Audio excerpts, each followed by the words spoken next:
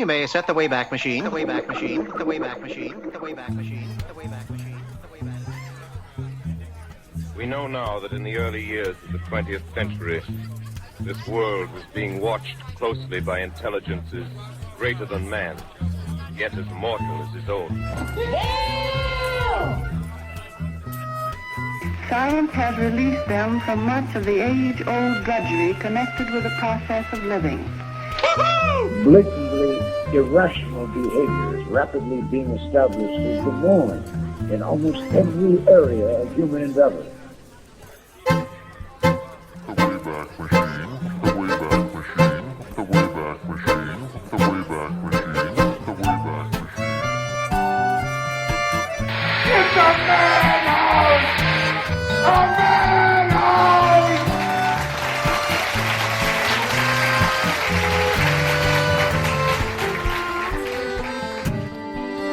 Candle dipping, weaving, and crude methods of manufacturing. Today on the way back, we take you back to July 18th, 1938, and Orson Welles' Mercury Theater live production of Treasure Island. Hope you enjoy it.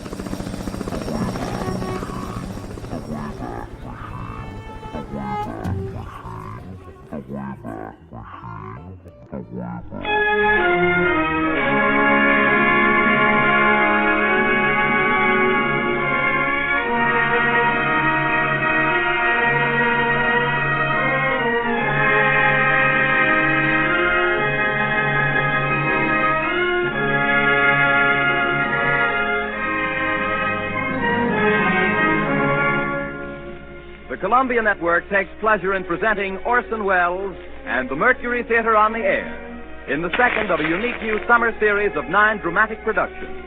The first time in its history that radio has brought to the country an entire theatrical institution. Columbia is proud to welcome Orson Welles to its roster of stars and to give him the opportunity of bringing to the air those same qualities of vitality and imagination that have made him the most talked-of theatrical director in America today.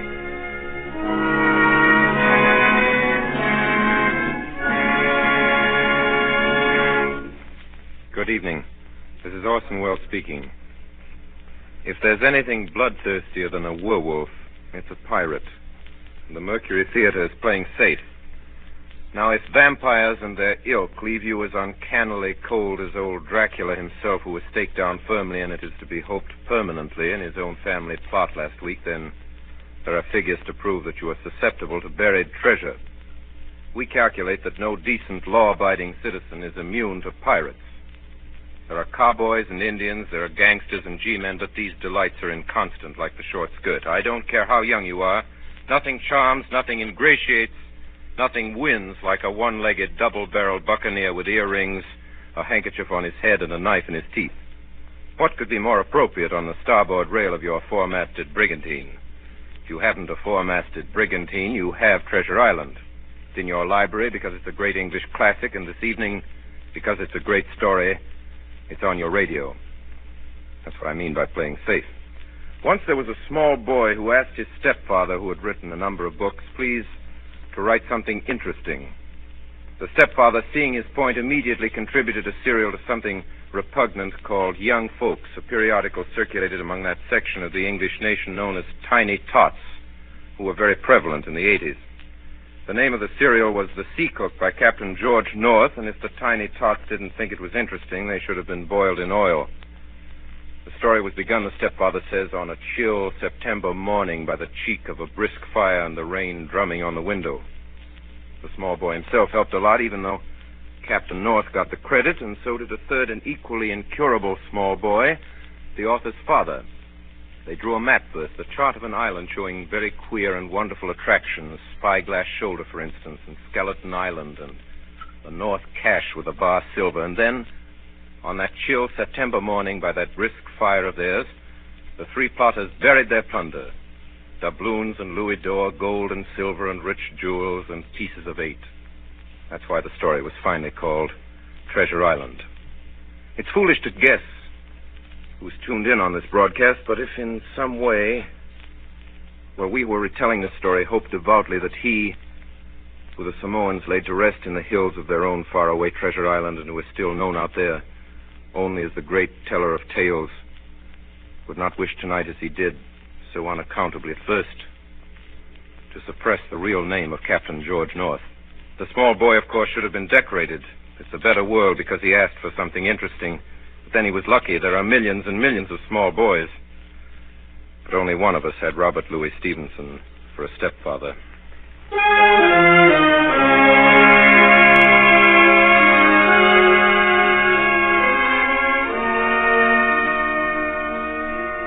Treasure Island by Robert Louis Stevenson with Orson Welles as Long John Silver and as Jim Hawkins who tells the story.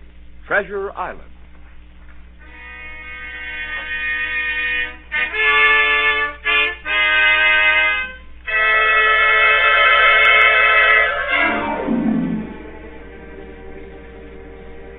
Squire Trelawney, Dr. Livesey, and the rest of the gentlemen having asked me to write down the whole particulars about Treasure Island from the beginning to the end, keeping nothing back but the bearings of the island, and that only because there is treasure not yet lifted, I take up my pen in the year of grace 1783 and go back to that time 19 years ago when my father kept the Admiral Benbow Inn and the brown old seaman with a saber cut first took up his lodging under our roof.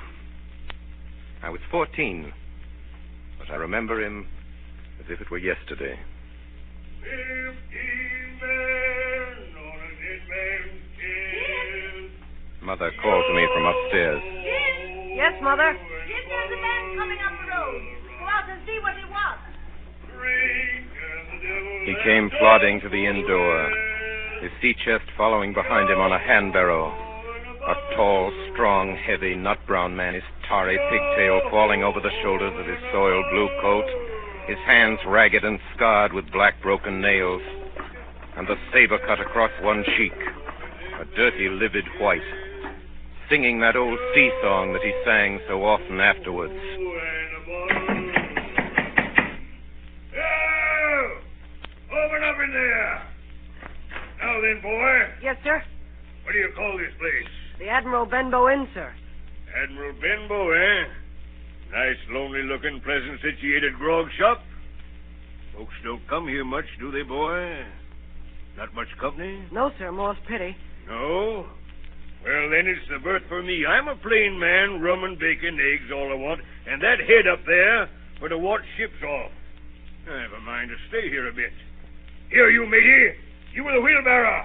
Bring up alongside. Help up my chest. You two boys, heavy. Yes, sir. Call me Captain, boy. Captain. Yes, Captain. Just one thing more. Yes, Captain? You ain't seen him, have you? No, sir. Who do you mean? Along the road, maybe. You might have seen him somewheres you can't tell. Let me know if you do, boy. A seafaring man. Yes, sir. With one leg. Yes, sir. Captain! Yes, Captain. Bring me a noggin of rum, boy.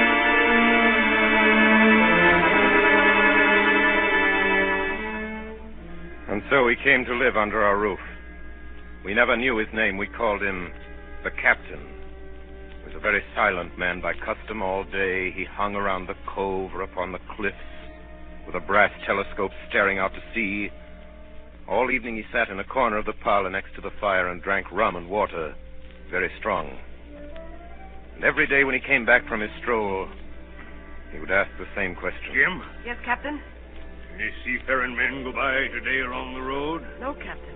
And Jim? Yes, sir. You're a good boy, Jim. You wouldn't lie to me ever, would you, Jim? No, sir.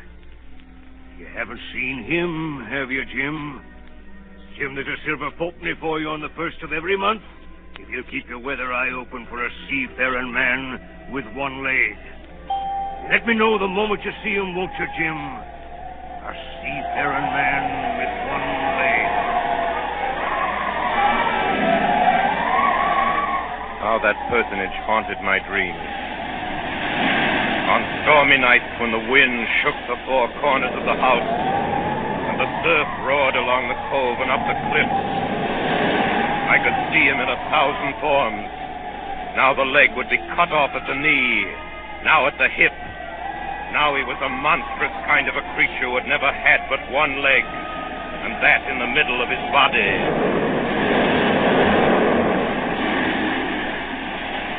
You'll keep your weather eye open, won't you, Jim?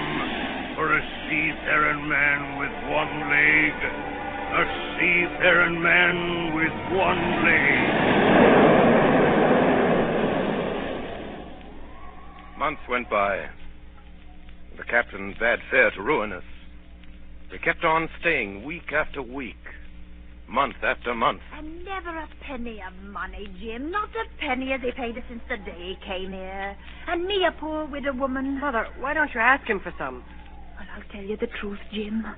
I'm afraid to ask him. I'm afraid of the man. Now, if your father was... In all that time, none of us ever saw him open the great sea chest that was in his room. There were nights when he took a deal more rum and water than his head could carry. Often I heard the house shaking and all the neighbors joining in for dear life. Drink and the devil has done. Quiet, amidships! Quiet! He would force them all to listen to his stories. Dreadful stories they were, about hanging and walking the plank and storms at sea and the dry Tortugas and wild deeds and places on the Spanish Main. By his own account, he must have lived his life among some of the wickedest men that God ever allowed upon the sea.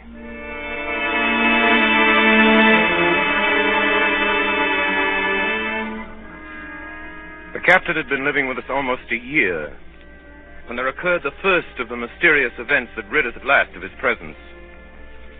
It was one January morning, very early, a pinching, frosty morning. The captain had risen earlier than usual and sat down the beach with his telescope under his arm.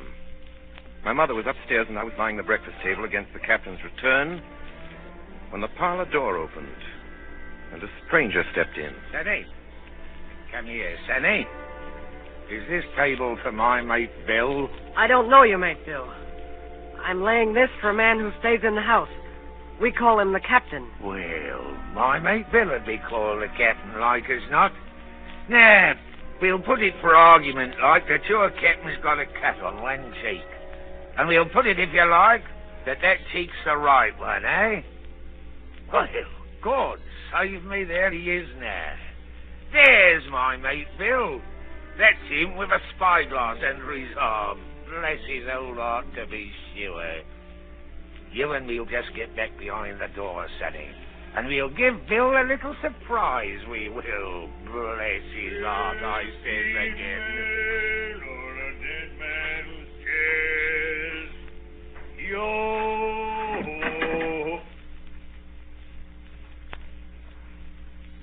Hello, Bill. Come, Bill. You knows me. You knows an old shipmate, Bill, surely. Black dog as ever was. Bill, we've seen a sight of times, as two. So you run me down. Here I am, we'll speak up. What is it? That's you, Bill. You're in the right of it, Billy. I'll have a glass of rum from this dear child here, what I've took such a liking to. And we'll sit down, if you please, and talk square like old shipmates. Sit down, Bill. And you, Sonny, get out. Yes, sir. And none of your keels on me, do you hear? For a while, I could hear nothing but a low gabbing. Suddenly, the voices began to grow higher. No. And an end on it. If it comes to swinging, swing all. Say aye!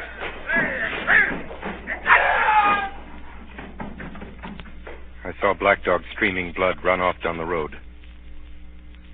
Presently, the captain returned, alone.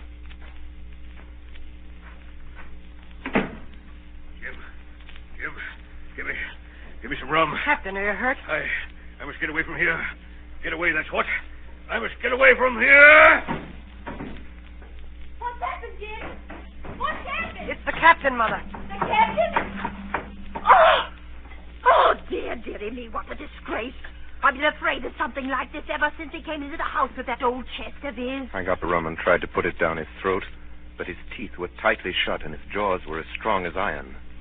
An hour later, our friend Dr. Livesey came. Doctor, What shall we do? Where's he wounded, Doctor? Wounded? A fiddlestick's end. No more wounded.